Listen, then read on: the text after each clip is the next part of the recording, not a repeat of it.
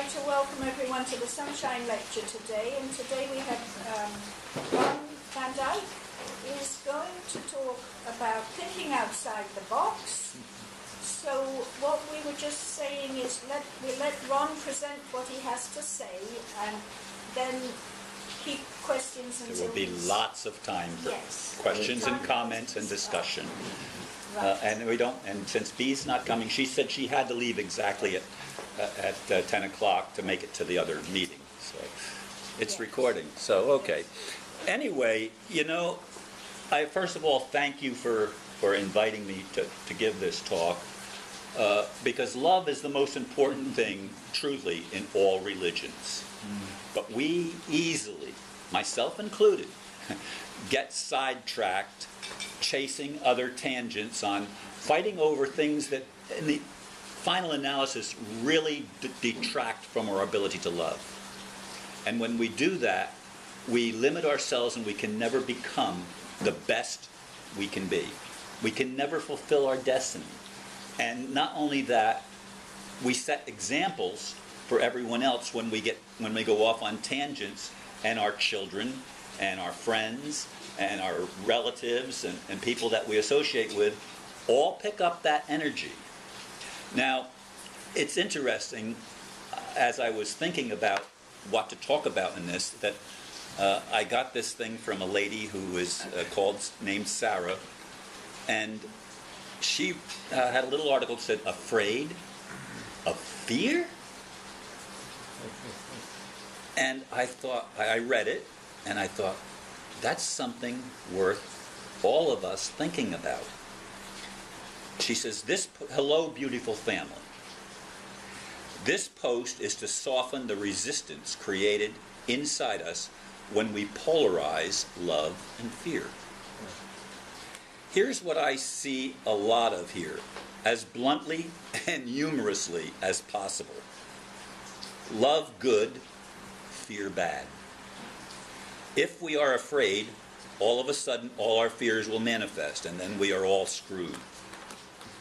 Oh man, now they delayed the RV again because we couldn't stop being negative.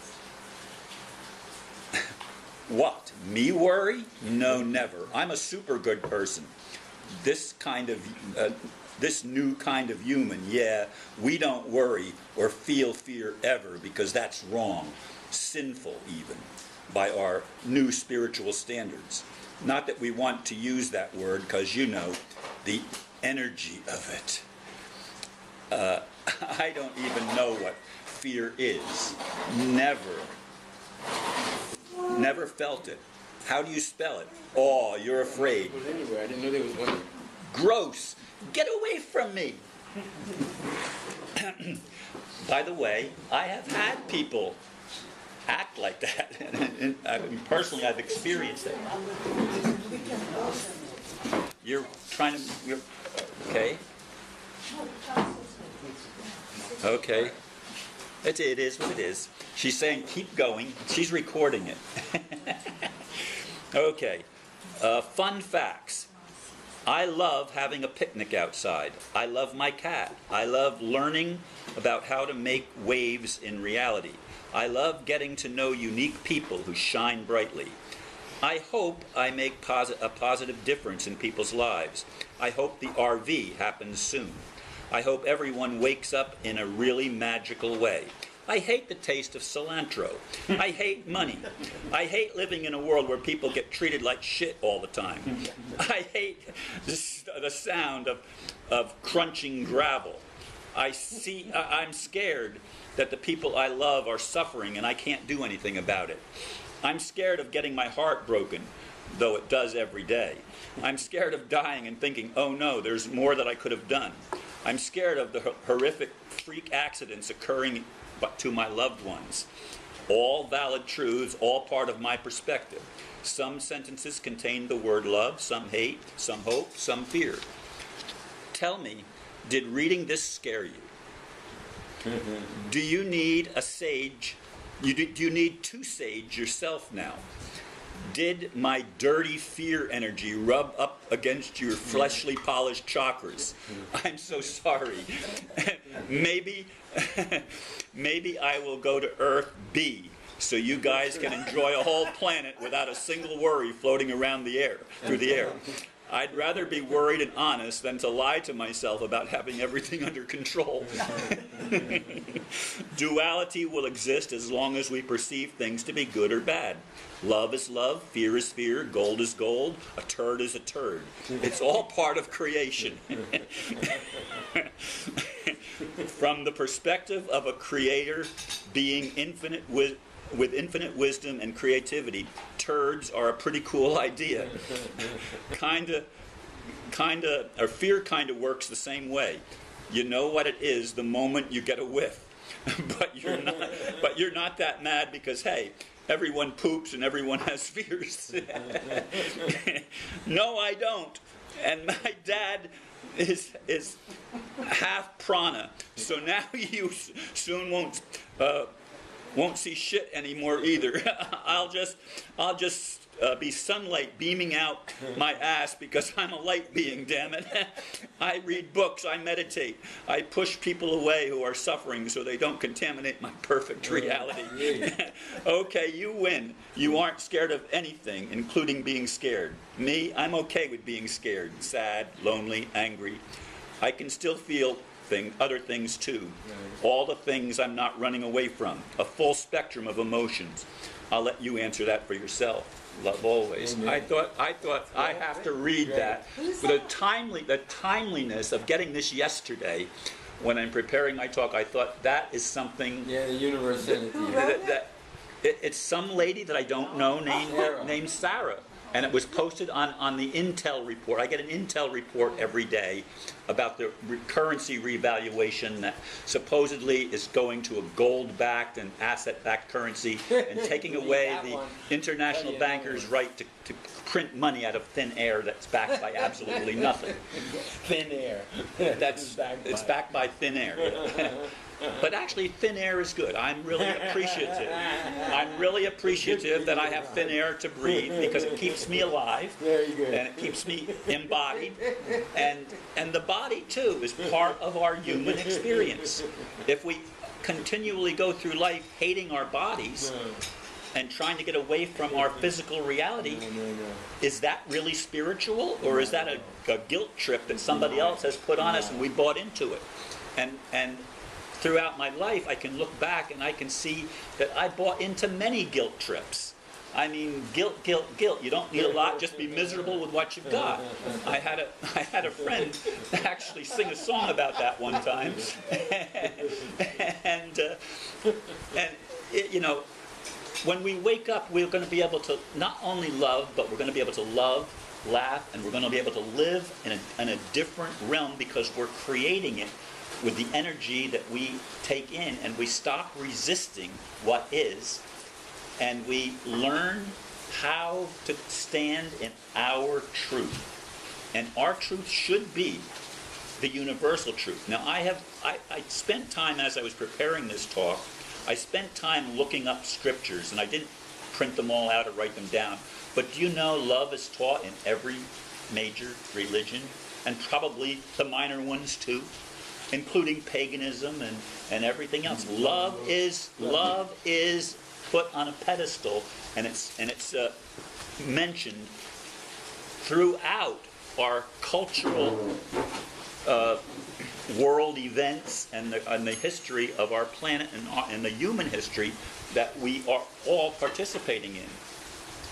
And we need to get back to that root because it's so easy for every one of us to get sidetracked in politics. And I'm not saying politics is bad, it's part of our human experience. We have to take a stand. You have political, well, to me, are political bumper stickers on your car.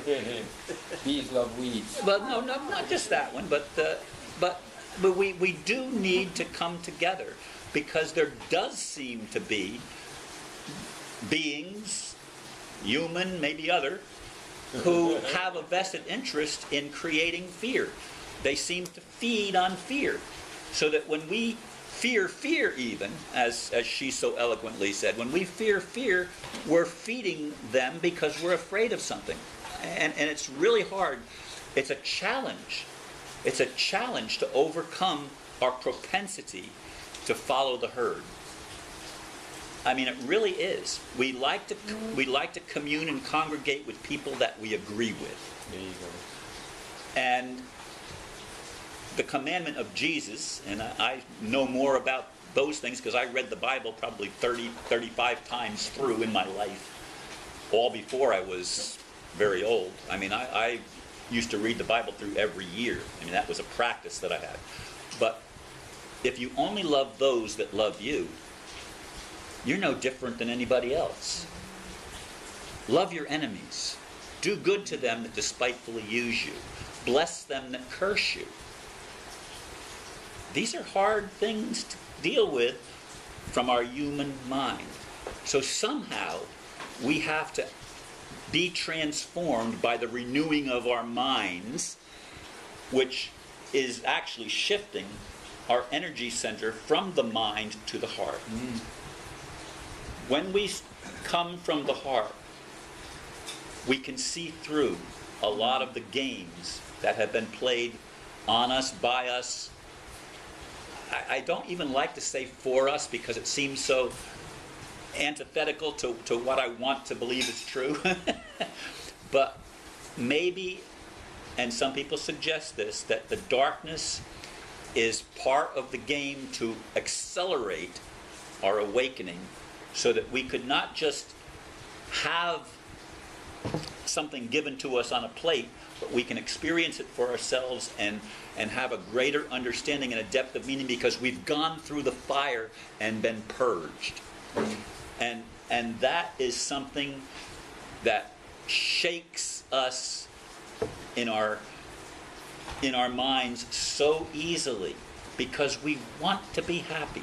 We want to feel like our lives mean something. And I was riding down the elevator with that lady this morning, and she started getting into Donald Trump. and she says, "Did you vote for Donald Trump?" And I said, "No. And I didn't vote for Hillary either. In fact, I haven't voted since I voted for Ron Paul." And Ron Paul was a Republican. And I also would vote for Dennis Kucinich, who's a Democrat. And I would also vote for Cynthia McKinney, who's a black woman who thinks outside the box. I love people that break the box. My hero. I mean, there are people out there, and it doesn't have anything to do with party. It has to do with integrity. Integrity is where our love will come from. It comes from being honest with ourselves and being willing to be wrong, even.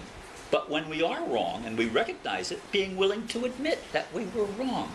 It's all a process of growth.